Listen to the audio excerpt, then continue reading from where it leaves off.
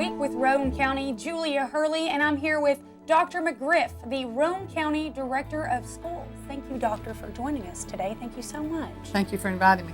Is there any way that we can talk about what you're currently trying to accomplish in the Roane County school systems today? Absolutely. Wonderful. What wonderful. What can we talk about first? Do you want to talk about the Roane County report card, the building systems, the after-school programs? There's so much. Well, there are a lot of just outstanding programs going on in the schools, and really everything that we do, from buildings to after school, everything that we do is really directed toward improving student achievement, i.e. the report card. So anything we talk about is directed at trying to see student improvement and try to improve student achievement. And there are lots of different ways of doing that. Just specifically the report card, typically Roane County schools do well.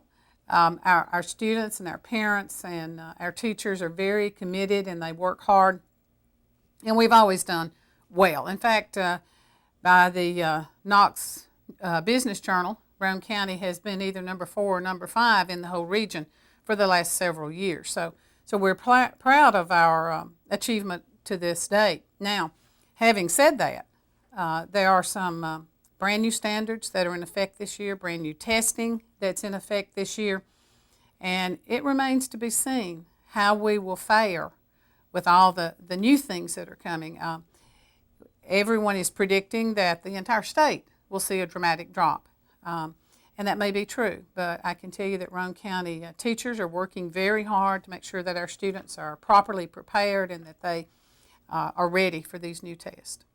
What are you doing as far as putting these programs into place before they're actually available? What are you doing to prepare the teachers? Well, for example, and that's a good question, we knew that the new standards were coming over a year ago, and we knew that with new standards, of course, there have to be new tests. You have to test on what's been taught. And so we spent some time last year. Our teachers went to some summer workshops, and then during the course of the school year, we had a couple of abbreviated days for students. Teachers stayed over so that they could be sure that they were looking very carefully at what the standards were. And I'll give you an example. Let's say that a particular concept in math had been taught for the last 10 years at the 6th grade level. Well, this year that concept may be being taught at 5th or even 4th grade level. So our teachers had to look at where the standards were, what they were, where they were going to come in the school year and which year. And so they worked on that and got their lessons planned out for this school year.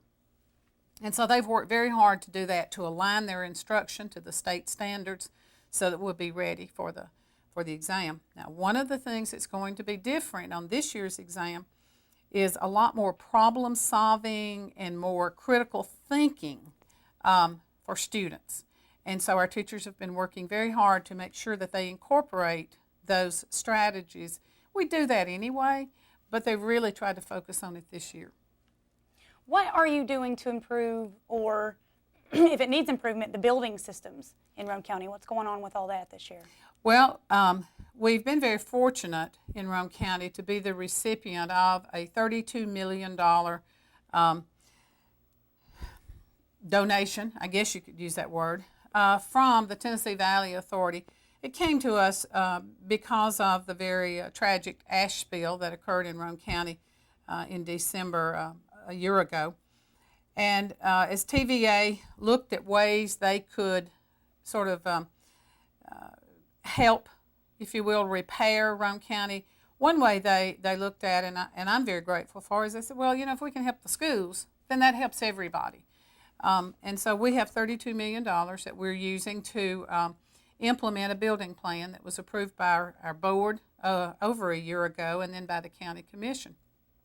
So we have quite a few projects, and I'll be glad to talk about those if you want specifics on them. I would love some specifics.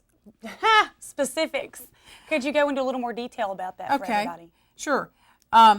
First of all, let me take the Harriman community, because we kind of divide them up by our communities. In Harriman, we have 2 elementary schools, and one of those elementary schools is Walnut Hill.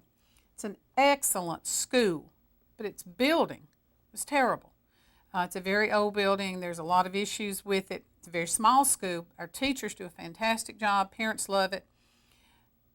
But we just can't really repair the building. And so we will make some renovation to the other elementary school, Bowers Elementary, and bring it all up to code and add some additional space and bring the children from Walnut Hill over to Bowers and then close the Walnut Hill school. Nobody likes to close a school. We're not looking forward to doing that, but we are looking forward to getting those children and those teachers into much better facilities. That's one of the projects. Another one is a new middle school gym at Harriman Middle School. And right now they don't even really have a gym. They have an old elementary school playroom, it's just a metal standalone building that they don't play any games in. We have physical education there, but nothing else. So they'll have a new gym. Then in the Kingston community, there are two projects. This time at Kingston Elementary School, we're just going to add 4 classrooms, and that gets their building up with enough classroom space to really accommodate the children that there. We'll be able to eliminate a couple of portables by doing that. And in addition, we're going to expand the cafeteria just a little. The biggest project in Kingston is going to come at Cherokee Middle School, and it's almost going to be like, well, I don't know a good term, maybe fruit basket turnover. Their gym is too small, their cafeteria is too small, their library media center is too small.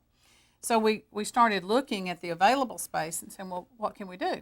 So we're going to build a new gym that will accommodate a full student body meeting place, which they have very difficult time doing now, and will allow them to play their basketball games there and add some other things for the school that we don't currently have. When we do that, that empties the current middle school gym space. So we will move the cafeteria into the current gym space. We'll renovate that gym space, and it will become the kitchen and dining area for the school. When we do that, that left the cafeteria empty, and that will be renovated to become the library media center.